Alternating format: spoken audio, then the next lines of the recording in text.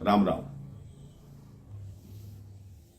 कहते हैं जिसमें सूझबूझ होती है, जिसमें बुद्धि होती है, जिसके मन में न्याय की भावना होती है, जो दूसरों की भलाई सोचता है, उसके कार्य भगवान अपने आप बनाते हैं।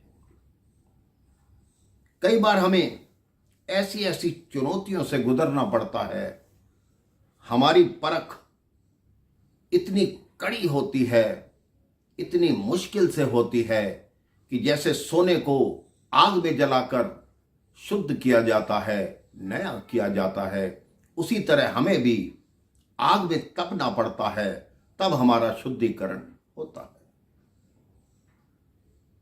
भारतवर्ष में एक बहुत बड़े राजा हुए जिनका नाम था राजा विक्रम। उनके सामने समस्या ये थी कि अपने पुत्रों में से किसको अपना उत्तराधिकारी बनाएं, किसको राजा बनाएं, क्योंकि उनके 100 पुत्र थे, जिसमें से कुछ बुद्धिमान और कुछ मूर्ख थे।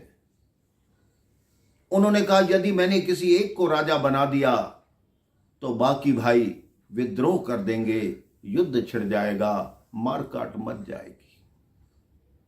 उन्होंने निर्णय किया कि मैं एक प्रतिस्पर्धा रखूंगा, जिसमें जो राजकुमार विजयी होगा उसी को राजा बनाऊंगा।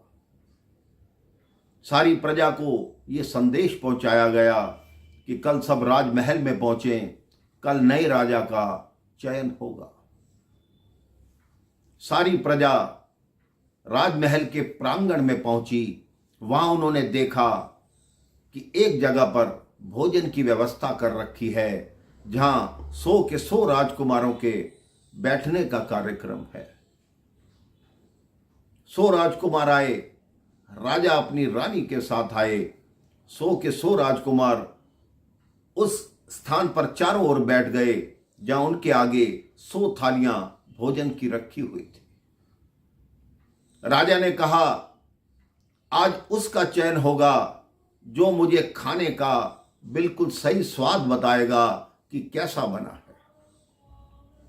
सब एक दूसरे की तरफ देखने लगे और कहने लगे ये तो कितनी आसान प्रतिस्पर्धा है। जैसे ही वो भोजन की थाली पर बैठे, उसी समय वहां कई शिकारी कुत्ते भौंकते हुए आ गए। जैसे ही शिकारी कुत्तों को देखा, वहां भगदड़ मच गई।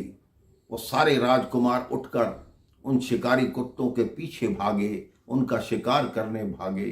प्रजा में भी भगदड़ मच गई। अब प्रजा सोचने लगी कि राजा ने ये कैसी प्रतिस्पर्धा रखी जो पूर्ण ही नहीं हो पाई।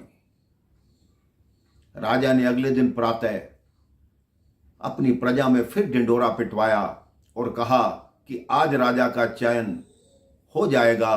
कल की प्रतिस्पर्धा का जो परिणाम है वो आपके सामने आएगा। फिर महल लगा, दरबार लगा, सारी प्रजा आई। राजा ने सबसे बड़े राजकुमार से पूछा कि बताओ भोजन का स्वाद कैसा था। बड़ा राजकुमार बोला पिताजी कैसी बात करते हैं, हमने भोजन कहाँ किया, हम तो भोजन करने बैठे थे, उसी समय शिकारी कुत्ते आ गए, तो भोजन का स्वाद कैसे बताएं। दूसरे राजकुमार से पूछा, उसने कहा हमारे पहरेदार इतने निकम्मे हैं, उन्होंने शिकारी कुत्तों को अंदर आने क्यों ही दिया, हम भोजन का स्वाद कैसे बताएं। एक एक करके सबने अपने बहाने बताए। 99 राजकुमार से राजा पूछ चुके। 100वां राजकुमार जो सबसे छोटा था वो बाकी था।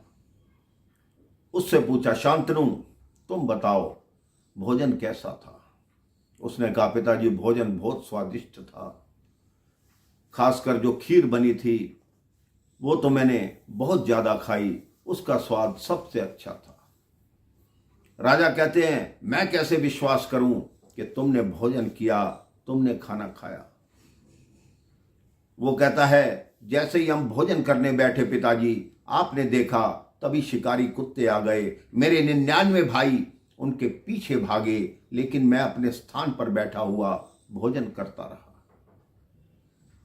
तो राजा ने कहा, तुम्हें शिकारी कुत्तों ने कुछ नहीं कहा? वो कहते, मुझे क्यों नहीं कहा? जैसे ही मेरे पास कोई शिकारी कुत्ता आता, मेरे पास 99 थालियां भोजन की भरी हुई पड़ी थी, मैं शिकारी कुत्ते के आगे एक थाली फेंक देता। इस तरह मैंने भी भोजन किया और जितने शिकारी कुत्ते आए उनको भी भोजन कराया। राजा ने कहा, वास्तव में तुम ही राजा बनने के लायक हो, तुम ही बुद्धिमान हो, तुम दूसरे का दर्द भी समझते हो, तुमने कुत्तों का भी पेट भरा और अपना भी भरा। आज से तुम ही मेरे उत्तराधिकारी हो, मेरी मृत्यु के पश्चात तुम ही राजा बनो। आप सोचिए, उस राजकुमार ने जरा सी बुद्धिमानी दिखाई, राजा की कसौटी पर खरा उतरा, राजा की परख पर खरा उतरा, तो उसे राज्य मिला। आप भी अपने मन को भगवान के चरणों में लगाइए, भगवान जो भी कसौटी करें उस पर पूर्ण उतरिए, आपका जीवन सफल होगा। राम राम, जय श्री राम।